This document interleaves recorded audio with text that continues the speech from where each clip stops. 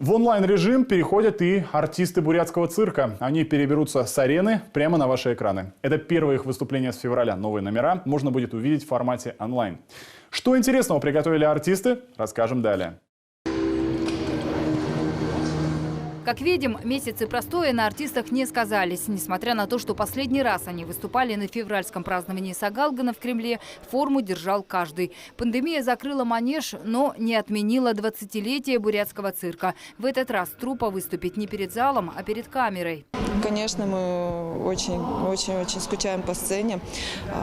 Страшно растерять свою харизму, где-то мастерство, потому что артист цирка – это ежедневные тренировки, это ежедневные репетиции. Да, будут номера, которые участвовали в Кремле, они будут в этом шоу, но только в другой постановке.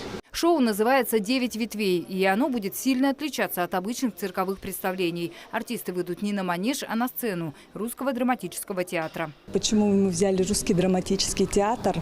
Мы будем использовать всю технику машинерии, которая есть в Русском драмтеатре. Это люк-провалы, это кольца, круг, который крутится.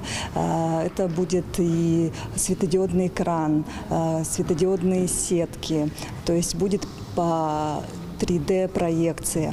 Вот поэтому мы выбрали театр, попробовать это шоу. Удивлять будет и приглашенная звезда Марат Дышимпилов, действующий артист цирка «Дюсалей». Свою карьеру он начинал в бурятском цирке и воспользовался карантином на основном месте работы, чтобы вернуть долг своей альма-матер. Мое направление связано с соло-воздушные ремни.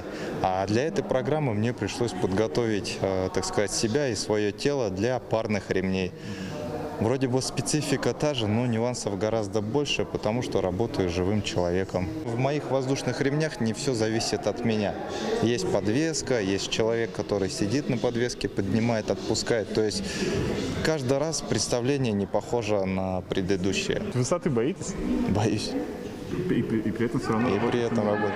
Но вы понимаете, две разные вещи: бояться высоты и работать на высоте. Потому что у меня есть определенная задача, и я его выполняю.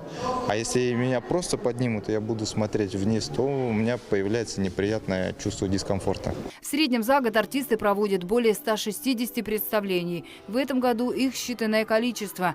Первое за долгие месяцы мультимедийное шоу «9 ветвей» покажут на площадке эфирздесь.ру 6 декабря. Трансляция платная. Купить ее можно будет за 250 рублей и смотреть с любого устройства.